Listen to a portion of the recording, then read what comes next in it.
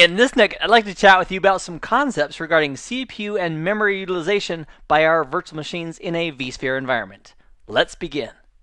One of the really big benefits of doing virtualization is the utilization of our existing resources. For example, in the old days, we might have 5 servers, physical servers, each of them running their operating system and the applications that we so desperately want. But at the end of the day, the resource utilization across all these servers may be 15% on this one, or 20% here, or 5% here. So in our traditional model with a separate physical server for each of our applications, there's a huge waste of resources, particularly CPU and very likely memory as well, that isn't being fully utilized on all these 5 systems. So now as we move to virtualization, we can still have those 5 servers, 1, 2, 3, 4, and 5, but they can all be virtualized to use a set of physical hosts. So in our cluster, we may have 2 or 3 ESXi hosts to support those virtual machines. So this ESXi host, which at the moment is representing our cluster, a set of hosts, has a certain quantity of RAM available as a cluster, and CPU, and network I/O, and access to data stores, whether they be local or IP-based data stores. Now on the ESXi hosts in the cluster, there's not an infinite amount of memory. There's only so much. Maybe it's 64 gigs or 128 gigs as a total of all the physical RAM in all the ESXi hosts that are part of our cluster. Now each virtual machine, let's go ahead and for a moment and let's imagine just this one virtual machine. Let's say it's VM number 5. It's going to have some built-in limits on how much RAM it can go ahead and use. And that's going to be based on what we configured that virtual machine to have regarding RAM. So if we said that VM number 5 was configured with 4 gigabytes of RAM, when that virtual machine boots up, that's how much RAM, physical RAM, it thinks it has access to. Now, within that 4 gigabytes of space, the local operating system on that virtual machine may do swapping if it doesn't have enough RAM in that 4 gigs. And any type of swapping that the virtual machine does as part of the guest OS that's running on that virtual machine is kind of autonomous, meaning is controlled by that specific operating system. So Linux or Windows or Mac OS, depending on the type of operating system that we're running, may handle swapping when it doesn't have enough access to physical memory on its own in various different ways. But at the end of the day, this virtual machine is never going to use more than 4 gigabytes of physical RAM on the ESXi hosts that are part of the cluster. So that's the good news. However, the bad news is we're guaranteeing virtual machine 5 by default 0 gigabytes of real physical memory. And that's one of the reasons why an ESXi host, when it spins up VM number 5, will create the VMX swap files. Because if it needs to, if there's no physical RAM available for that virtual machine, it may need to swap. From a VM kernel perspective, from the ESXi host doing swapping, to virtualize that memory that the operating system, VM number 5, believes it has available to it. Now, anytime that the ESXi host, as well as anytime our virtual machine itself has to do swapping to disk, it is orders of magnitude slower than using real physical RAM, because disk speed versus RAM speed is like night and day. However, that's the default situation for a new virtual machine. It's not guaranteed any RAM. However, if there is physical RAM available on the ESXi host, hey, it's going to go ahead and give it to that virtual machine, no problem. So let's say we spin up virtual machine number 5. It's now running. And although it has 4 gigabytes of RAM, or it thinks it has 4 gigabytes of RAM, if it's only using, let's say, 3 gigs of that RAM, ESXi is not going to waste the extra gigabyte that it's not using, because there might be another virtual machine somewhere else that needs that available physical memory. And let me tell you about a very happy virtual machine. VM number 5 is going to be very, very happy if all the other virtual machines are powered off, because the ESXi host is going to have a teeny bit of overhead for itself, but the other resources like CPU and memory are all going to be available to VM number 5 because there's nobody competing for that CPU and RAM. So the chances of this virtual machine 5 getting physical RAM up to its 4 gigabytes is extremely high if this ESXi host has that 4 gigabytes of RAM available to give to that virtual machine number 5. For the sake of discussion, let's imagine that these 5 virtual machines are all configured identically, and they're each configured as a 4 gigabyte RAM virtual machine. And furthermore, let's say we power on each of those. And for the sake of discussion, let's say they're all actively using 4 gigabytes of RAM. So if we count them up here, that's 5 virtual machines times 4 gigs each. That would equal a total of 20 gigabytes of RAM. Now, if our ESXi host has 32 gigabytes of RAM, no problem whatsoever. It can easily allocate that 20 gigabytes plus the little overhead that ESXi takes And each of those virtual machines will have access to their full complement of 4 gigabytes of physical RAM. However, if this ESXi host has, let's say, 16 gigabytes of RAM on it, and it's the only resource in our cluster, or if we're using just a single standalone ESXi host, either way, there simply isn't enough physical memory to go around for each of those VMs to get their full access to their 4 gigabytes of physical RAM, because there's not 20 gigabytes of physical RAM to be given from the ESXi host. Here are some really cool techniques that each ESXi host uses to get the very last drop of juice out of every megabyte of RAM. And the first of those techniques is called TPS, Transparent Page Sharing. So out of the 16 gigabytes of RAM that this ESXi host has, there is a huge chance that we're going to have a boatload of 4K pages that are going to be identical. And so what the ESXi host does with TPS, which is Transparent Page Sharing, referring to memory pages, it runs a hash on every single one of those pages of memory. If there are 2 pages with exactly the same hash, it can say to itself, you know what? I can recycle and use this one 4K page twice. And I can release that second or third and fourth or fifth or how many ever 4K pages there are that are identical to each other, and I can just keep the one and reference to that one 4K page of memory. And that gives the ESXi host the opportunity to release a whole bunch of additional physical RAM to use for other virtual machines and other purposes.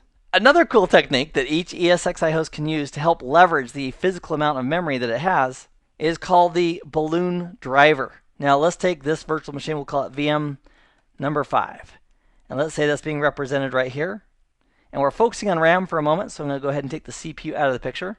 And let's say VM number 5 is currently running and it's using 4 gigabytes of RAM. But here's the question. Is all of that memory, that 4 gigabytes, is it all really actively being used and referenced by that virtual machine? And the answer is possibly not.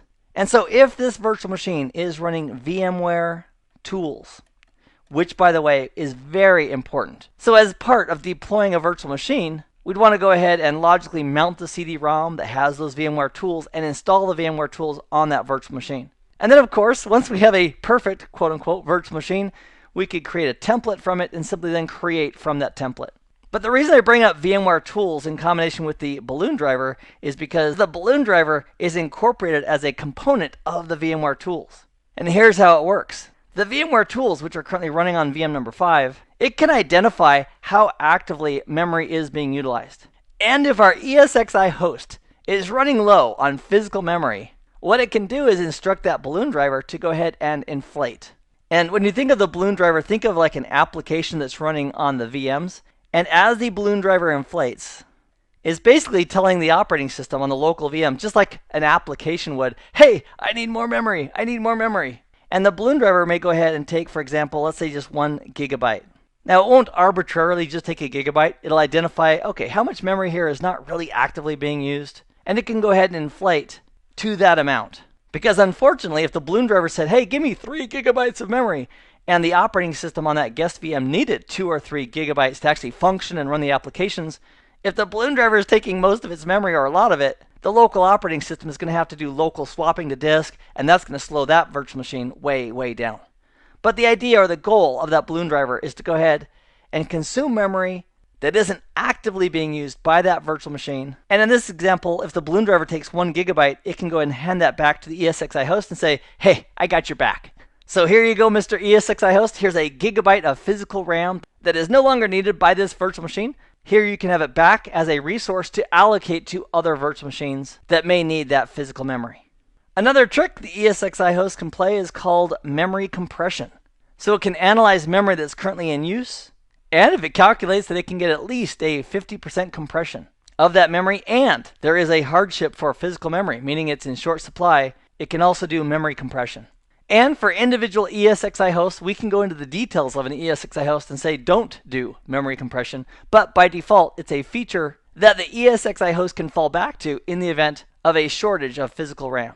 And then last, and also least effective, is swapping by the ESXi host. And sometimes that's referred to as VM kernel swapping. It's where ESXi itself is using the vswap files for a virtual machine to emulate the memory that that virtual machine believes it has available and is using. And the reason this is at the bottom of the list from a performance perspective is the most devastating. Because disk speed, especially for physical platters, is so much slower than accessing physical RAM. So the concept of oversubscribing is great in the concept that we could have 5 virtual machines, all leveraging one physical host, an ESXi host. But at the same time, if that ESXi host, or in a cluster, if that group of ESXi hosts doesn't have enough physical RAM to support the real needs of those VMs, ESXi will do its best with transparent page sharing and balloon drivers on the VMs with VMware tools.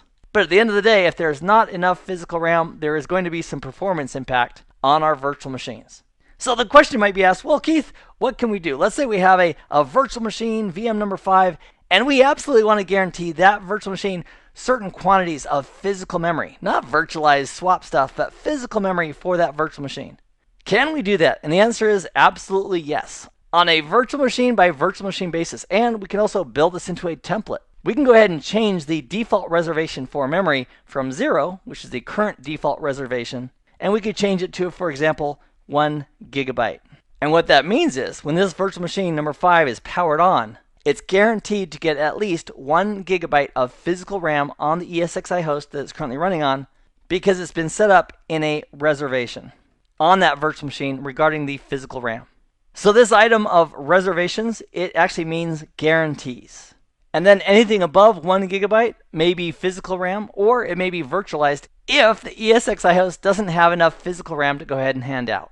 Now, by default, we have a ceiling on each of the VMs based on their configuration. For example, if this virtual machine has a 4 gigabyte configuration of RAM, that virtual machine is never going to ask for more than 4 gigabytes of physical RAM. However, if we needed to put a cap on the physical RAM that could be associated with this virtual machine, we can also go ahead and set up a limit. And let's say this line right here represents 3 gigabytes. That means if we had an ESXi host and it had plenty of physical RAM to go ahead and associate, if we specify a limit, that's where it stops for the virtual machine. And by default, at each virtual machine, there is no reservation set, and there is no limit set as well. Which means that the ESXi host will try to give each virtual machine as much physical RAM as that virtual machine asks for, but at the same time, it's not guaranteeing any physical RAM. It could all be swapped in a worst case scenario if it has to be. Another resource that each of our VMs is going to need is CPU. So I'm going to take RAM out of the picture for a moment. And let's talk about CPU. Now, at the virtual machine, let's say this is VM number 5 again. We have the virtual CPU, while the ESXi host itself has the real CPUs. So for example, this ESXi host may have 4 CPUs. Maybe it has 2 sockets with 2 cores each. And in a cluster of ESXi hosts, we may have 32 or 64 CPUs available as a group.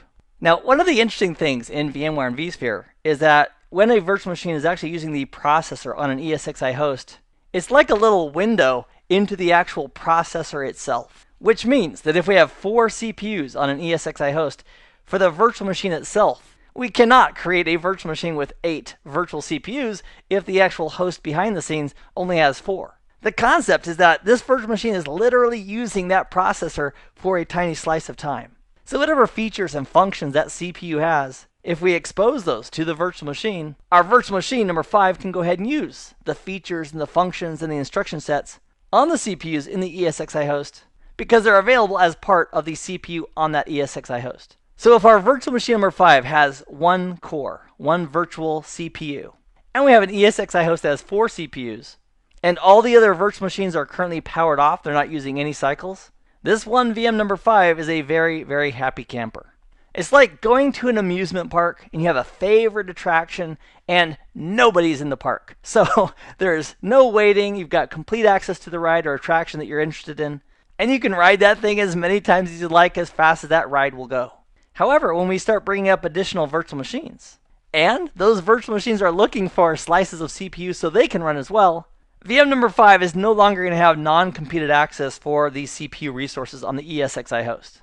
Now, very similar to the mechanisms we had for controlling access to memory, we also have controls in place for controlling access to CPU, starting with something called a reservation. And again, a reservation is a guarantee. In the case of CPU, we can guarantee, for example, 1 gigahertz of processor to a specific virtual machine. And if we gave that reservation of 1 gigahertz of processor to VM number 5, that means that no matter what else is going on, vSphere is prepared to allocate a full gigahertz of CPU resources to that virtual machine. And let's say for discussion purposes that we have dozens of virtual machines, and we've guaranteed each of them with a reservation of 1 gigahertz each. We can create dozens and dozens of those VMs. However, as we start to bring them up, once we go to the tipping point and we try to bring up a VM where the reservation on that VM is no longer guaranteed because it's not available, vSphere will not let us bring up that VM because it cannot guarantee the reservation associated with that VM. And that applies to reservations for both memory and CPU. We can also set up a limit. And a limit is nothing more than a ceiling of how much CPU a device can use. So if we set the limit, for example, for VM5 to 3 gigahertz, even if we had hundreds and hundreds of gigahertz available inside the cluster, if we set a limit of 3 gigahertz, that's the top limit for that virtual machine where that limit is currently set. In this case, it's VM number 5. And the question might be asked, well, with memory, we had these techniques to get the most out of memory. What do we do about CPU?